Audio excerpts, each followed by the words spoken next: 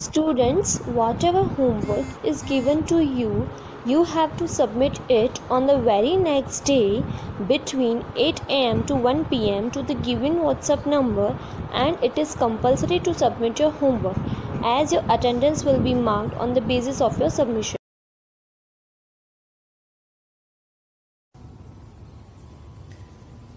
Good morning, students. How are you? I hope all you are fine. Now today we are going to start the new chapter number 14, natural resources. Natural resources means what? The resources which are obtained from the nature. For example, land, air, water. Land, air, water ये तीनों जो है ये natural resources हैं, because ये हमें कुदरत की तरफ से या नेचर की तरफ से हम मिल रहे हैं. नाउ इसी के साथ रिलेटेड हमारे पास स्टार्टिंग फर्स्ट पैराग्राफ में पेज नंबर 189 तीन टर्म्स आएंगे: lithosphere,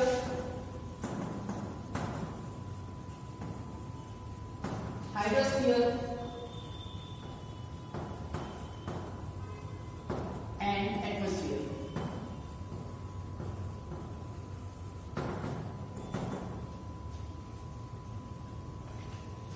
Lithosphere means it is the portion on the earth which cover the land. It is a portion of in the land form.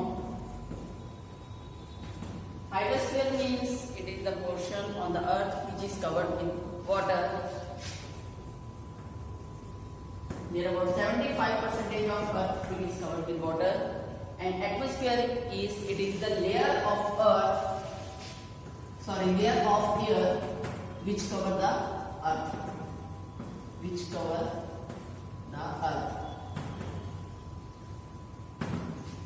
Now lithosphere, hydrosphere and atmosphere, these three components,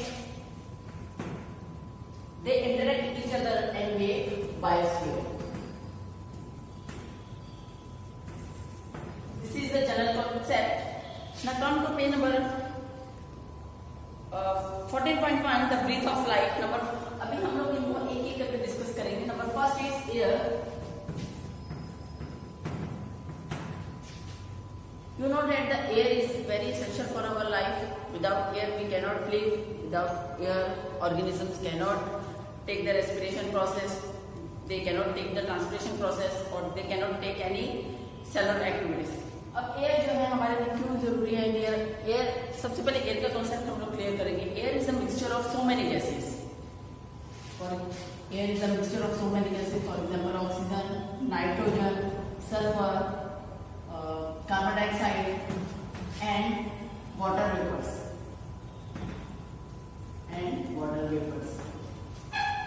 so air जो है वो breathing process के लिए हम लोग use कर रहे हैं, रेस्पिरेशन के लिए भी हम लोग यूज कर रहे हैं. एंड यहाँ पर मेन जो है ऑक्सीजन और कार्बन डाइऑक्साइड का आपकी बुक में रेफरेंस दिया हुआ है कि ऑक्सीजन एंड कार्बन डाइऑक्साइड जो है ये मेन हम लोग एयर के कंपोनेंट्स यूज कर रहे हैं. ऑक्सीजन को हम लोग रेस्पिरेशन प्रोसेस में, सेलुलर एक्टिविटीज में यूज कर रहे हैं. ऑक्सीजन जो है it is essential for the breakdown of glucose into smaller particles and it gives the energy. Now carbon dioxide ये जो है इसको हम लोग दो कंपोनेंट्स में आगे फिक्सेशन करेंगे. Number first, carbon dioxide is essential for the fixation of photosynthesis process which is performed by the plants. And number second, carbon dioxide it is used for the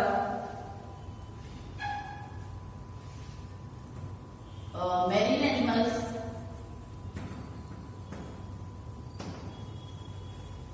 Example, snails, oysters. Marine animals भी carbon dioxide का use कर रहे हैं because वो अपने structure के ऊपर, body के ऊपर एक शेल का कवरिंग बनाते हैं विच प्रोटेक्शन, जो उनको प्रोटेक्शन देता है. तो कार्बन डाइऑक्साइड जो है इसको हम लोग दो टाइप में फिक्सेशन दे रहे हैं. प्लांट्स को फोटोसिंथेसिस के लिए यूज कर रहे हैं और मेरीन एनिमल्स जो है इसको अपनी बॉडी के ऊपर कवरिंग के लिए यूज करते हैं, which is the It is in the form of carbonate. ये जनरल कॉन्सेप्ट है। यहाँ पे एयर, वाटर और जो लैंड आप लोग डिस्क्रिप्शन ले लें, इसको हम लोग ज्यादा डीप में नहीं जाएंगे क्योंकि प्रीवियस क्लासेस में तुम लोग ये ऑलरेडी इसके बारे में स्टडी कर चुके हो। Now next topic is the role of atmosphere in climate. The role of climate को कंट्रोल करने के लिए एटमॉस्फेयर का क्या रोल है। एटमॉस्फेयर हमें पता है it is the layer of air which is covered by the earth. अब ये एटमॉस्फेयर जो है हमारे क्लाइमेट को कैसे कंट्रोल कर रहा है, इसके लिए यहाँ पे climate control it is done with the help of atmosphere. Atmosphere इस 2-3 वेज हैं जिसमें ये हमारे क्लाइमेट को कंट्रोल कर रहे हैं। Number first is it keep the earth temperature study. Keep earth temperature study means उसको मेंटेन करता है। नंबर सेकेंड, अब ये अर्थ का टेम्परेचर कैसे मेंटेन कर रहा है, because air is bad conductor of heat. Air is the bad conductor of heat. Now number second, atmosphere prevents the sudden heat prevents. Atmosphere prevents sudden heat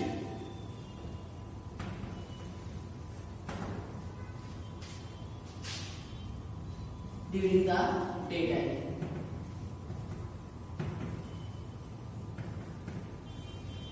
atmosphere जो है एकदम से हमारे अर्थ का टेम्परेचर में से जो हीट रिलीज होती है, जो एटमॉस्फेयर पे जाती है, उसको प्रिवेंशन में हेल्प करती है बिकॉज डे टाइम पे टेम्परेचर काफी हाई रहता है। Number third, during night it slow down the process, it slow down the escape of heat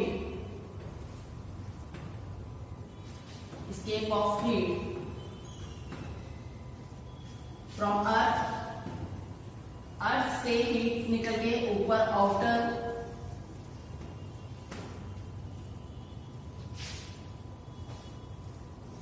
surface के ऊपर नहीं जाए, इसके लिए ये एटमॉस्फेयर उसको क्लाइमेट को कंट्रोल करने में हेल्प करता है। ये 3 प्रोसेस हैं जिसमें हमारे क्लाइमेट कंट्रोल जो है वो एटमॉस्फेयर उसको कर रहा है। नंबर फर्स्ट, अर्थ का टेम्परेचर मेंटेन करके रखता है। नंबर सेकंड, डे टाइम पे एक्सेस हीट को प्रिवेंशन में हेल्प करेगा। Number third, during the night it slows down to escape of heat from the outer surface of the earth.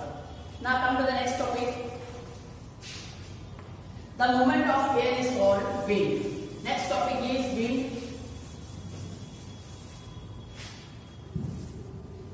Means हमारा ये फर्स्ट वाला लैंड वाला टॉपिक जो है इसमें कवर हो गया है। Second is air. Air is what, the definition of air is it is the movement of, now what is wind, it is the movement of air. Air जो एकदम फास्ट चल रहा है या एयर एकदम बहाव के साथ चल रही है, एयर का जो मूवमेंट है उसको हम लोग विंड बोलेंगे।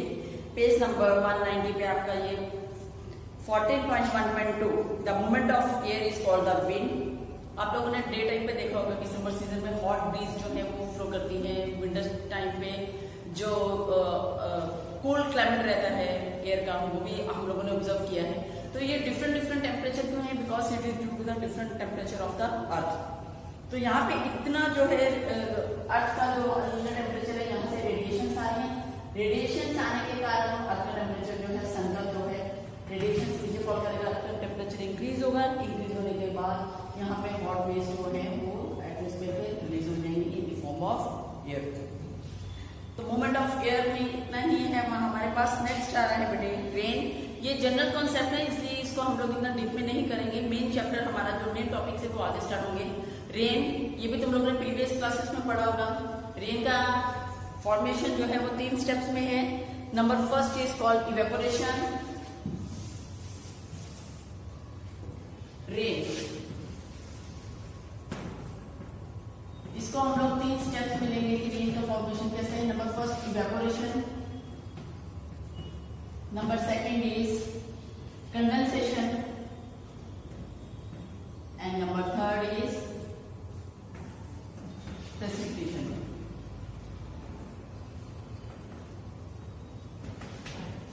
रेन का फॉर्मेशन ये भी आप लोगों ने प्रीवियस क्लासेस में पढ़ा है। सबसे पहले अर्थ का टेम्परेचर है, यहाँ पे सपोज लेक्स हैं, रिवर्स हैं,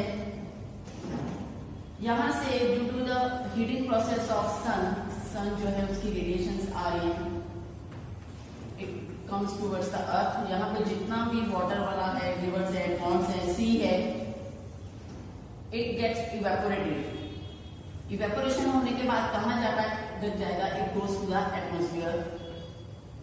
ये सारा इवेपोरेशन प्रोसेस से सारा पानी जो है इवेपोरेट हो गया, it goes to the atmosphere. वहां पे ऊपर जाके क्योंकि टेम्परेचर जो है लो है, वहां पे जाके ये पानी जो है वो कंडेंस हो जाएगा। सेकंड प्रोसेस कंडेंसेशन प्रोसेस होगा, कूल डाउन होगा। वहां पे कंडेंसेशन के बाद वहां पे उसके साथ कंडेंसेशन प्रोसेस में थोड़े से डस्ट और स्मोक जो है, स्मोक नहीं, ओनली डस्ट पार्टिकल्स जो है वो उसके साथ मिक्स होंगे। डस्ट पार्टिकल्स मिक्स होने के बाद वो एक वाटर ड्रॉपलेट्स की फॉर्म में आ जाएगा। वाटर ड्रॉपलेट्स का साइज जो है वो लार्ज होगा। देन लार्ज होने के बाद in the form of precipitation it comes back to the earth in the form of rain. Rain की फॉर्म में वो वापस बैक अर्थ पे आ जाएगा। This is the process of rain. और ये रेन वाटर को हम लोग फिर अलग अलग जगह पे, ये अंडरग्राउंड वाटर जो है हम लोग वहां पे भी इसको स्टोर करके रखते हैं। रेन वाटर को हम लोग डैम्स के अंदर चेक कर उसको स्टोर करके रखते हैं कि आने वाले टाइम पे कभी भी हमें जरूरत पड़े तो हम लोग उसको हार्वेस्टिंग प्रोसेस के लिए या दिस वन फील्ड की कल्टीवेशन के लिए या फिर जहाँ पे भी हमें उस टाइम की जरूरत पड़ी तो रेन वाटर का हम लोग पूरे ईयर में उसका यूज करेंगे। Now come the next topic, it is the air pollution. Page number 192 14.1.4। ये ना हम लोग ने अभी जस्ट डिस्कस किया। इसके बाद नेक्स्ट टॉपिक आया हमारा air pollution. Air pollution is what? Pollution means it is the undesirable things which are mixed to the environment. Undesirable things मतलब जो हमारे लिए, हमारी हेल्थ के लिए अच्छी नहीं है।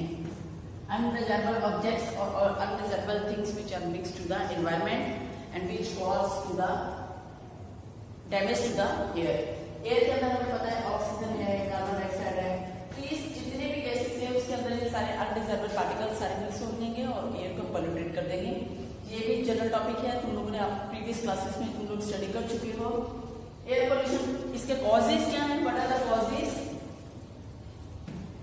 मेन कॉजेज जो है उसको हम लोग ह्यूमन बीइंग्स जो है वो उसको हमारी खुद की एक्टिविटीज के कारण एयर जो है वो पोल्यूटेड हो रही है because due to the waste material released from industries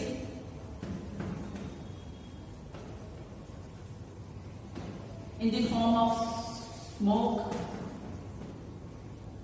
garbage, etc. Number second, burning of fuels. Burning of fuels like coal, petroleum, ये सारी चीजें अगर आप बर्न कर रहे हो, कोल पेट्रोलियम का हम लोग बर्निंग कर रहे हैं तो ये भी एयर को पोल्यूटेट कर रही है। Number third, uses of vehicles जिसमें नाइट्रोजन एंड सल्फर का क्वांटिटी बहुत ज्यादा निकलेगा। इसके ऑक्साइड जो है, नाइट्रोजन के ऑक्साइड और सल्फर के ऑक्साइड जो है ये एयर को पोल्यूटेट करेंगे। अब इसका एयर पोल्यूशन का हमें प्रिवेंशन कैसे करना है? कम से कम व्हीकल्स का यूज करना है। नंबर थर्ड, इसमें एक टॉपिक और आएगा, नंबर फोर्थ इसमें आएगा डिफॉरेस्टेशन। डिफॉरेस्टेशन मीन्स ज्यादा से ज्यादा हम लोग ट्रीज को कट कर रहे हैं, जंगल्स कट हो रहे हैं, उसके कारण एयर जो है वो ज्यादा पोल्यूटेड हो रही है। बिकॉज हम लोगों को आपने प्रीवियस क्लासेस में भी लेक्चर में देखा होगा कि ट्रीज जो हैं वो हमारे एनवायरनमेंट को क्लीन करने में हेल्प करते हैं, हमारी ऑक्सीजन को, एयर को बिल्कुल क्लीन करने में हेल्प करेंगे और हमें प्योर ऑक्सीजन प्रोवाइड करते हैं। तो ये तो इसके कॉजेज थे जो आपके पेज नंबर बुक पे पेज 192 पे दिए हुए हैं। नेक्स्ट टॉपिक आ रहा है वाटर। अ वंडर लिक्विड 14.2 पे वाटर अबंडेंट रिक्वायर्ड, वाटर का हमें पता है कि वाटर हमारे लिए बहुत जरूरी है। वाटर के कंपोनेंट्स क्या क्या हैं ये भी आपको पता है। It is made up of hydrogen and oxygen. Then water का कहाँ कहाँ हम लोग यूज कर रहे हैं ये भी हमें पता है। अब नेक्स्ट टॉपिक, इससे ये तो जनरल टॉपिक्स हैं। पेज नंबर 194 पे कि वाटर पोल्यूटेड कैसे होता है। वाटर पोल्यूटेड सेम इसी वे में जैसे अभी हम लोगों ने किया है एयर पोल्यूशन का जैसे है, उस सेम वही वे है कि वाटर पोल्यूशन जैसे है। वाटर पोल्यूशन जो है इसके 2-3 कॉजेज हैं। Number first sewage wastage,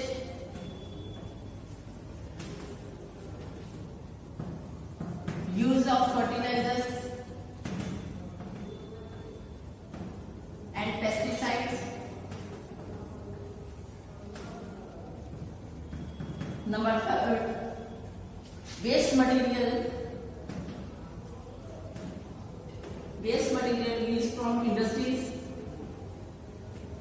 released from industries which goes and mixed to the rivers, ponds, etc. and make the water polluted.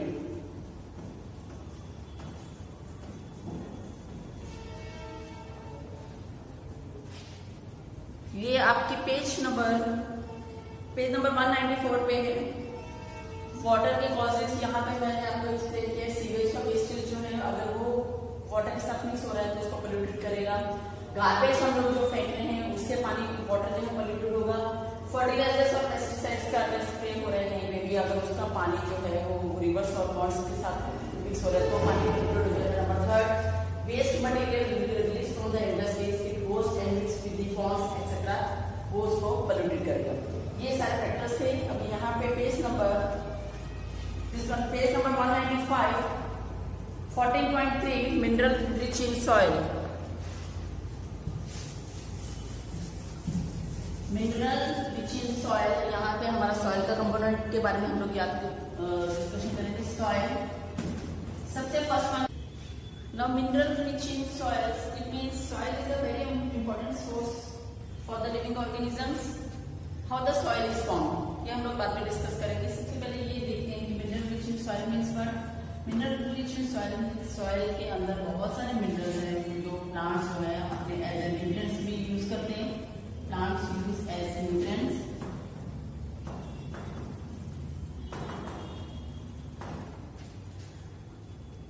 अब ये सॉइल जो है इसका formation, how the soil is form, ये सॉइल बनता कैसे है। आप लोगों ने मिट्टी देखी होगी, प्लेग्राउंड पे जाते हो खेलने के लिए, कई बार गिर जाते हो, आपकी ड्रेस के ऊपर, स्कूल का यूनिफॉर्म के ऊपर भी सॉइल जो है उसके आपको देखो आप पैचेस लग जाते हैं। तो ये सॉइल जो है हाउ इज फॉर्म, इसको बनाने के लिए हमारे पास 3 कंपोनेंट्स आएंगे जो इसको सॉइल की फॉर्मेशन में हेल्प करेंगे। Number first is the sun, number second is water, number third is some living organisms.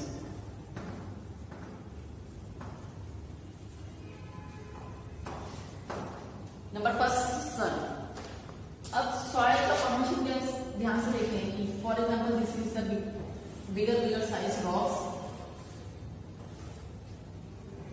सन की हीट के कारण, because to excess heating, for example this is the sun, sun की रेडिएशन जो अर्थ पे आ रही है वो रॉक्स के ऊपर जाएगी। रॉक्स के ऊपर जाने के बाद डे के टाइम पे टेम्परेचर काफी हाई रहेगा, नाइट के टेम्परेचर पर टेम्परेचर काफी कूल हो जाता है, लो हो जाता है। फॉर डे के टेम्परेचर, डे में टेम्परेचर हाई था, नाइट में टेम्परेचर लो है। सो इसके कारण क्योंकि टेम्परेचर हाई है, लो है, गर्मी आ रही है, बीच में शाम के रात के टाइम पे टेम्परेचर काफी लो हो रहा है। यहाँ पे इसके कारण यहाँ पे रॉक्स के अंदर एक क्रैक्स, यहाँ पे अंदर क्रैक्स आ जाएंगे।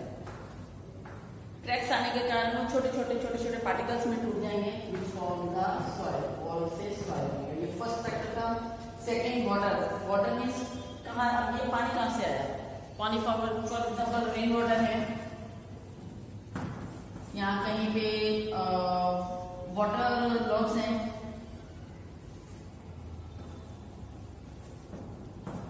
बड़े बड़े पहाड़ के अंदर से, जैसे वो पानी के आप लोगों ने देखा होगा, उसमें से वाटर लॉक करके नीचे की तरफ आते हैं, लॉक्स हैं, चश्मे हैं पानी के, तो पानी जो है वो बड़े बड़े लॉक्स के अंदर जाएगा यहाँ पे, और धीरे धीरे धीरे धीरे जो है उसके अंदर जाने के बाद वो उसके अंदर क्रैक्स डेवलप कर देगा। क्रैक्स डेवलप होने के बाद वो दिस वन रॉक्स जो है वो छोटे छोटे पार्टिकल्स में टूट जाएगी, which is then further converted to the soil. Number 3 आ रहा है लिविंग ऑर्गेनिजम्स। कुछ लिविंग ऑर्गेनिजम्स ऐसे हैं जो बड़े बड़े रॉक्स को तोड़ने में हेल्प करवाएंगे, उनको क्रैक्स बनाने में और सॉइल का फॉर्मेशन में हेल्प करेंगे। For example mosses and lichens. आप कभी हिली एरिया में जाओ, वहां पे देखना बड़े बड़े जो पहाड़ हैं उसके ऊपर ऐसे ग्रीन कलर की लेयर लगी होगी ऊपर, ऐसे ऐसे ग्रीन कलर का लेयर है या ब्राउन कलर का आपको दिखाई देगा। Actually it is the small micro organism. Mosses और लाइकन्स जो है उसको यहाँ पे धीरे धीरे तोड़ेंगे और ब्रेकअप करने के बाद वो पहाड़ जो है या बड़े बड़े रॉक्स जो है वो क्रैक्स में डेवलप हो जाएगी और सॉइल का फॉर्मेशन हो जाएगा। सॉइल के फॉर्मेशन के लिए 3 फैक्टर्स सेलेक्ट करेंगे। नंबर 1 सन की heat, number 2 water, and number 3 is living organisms.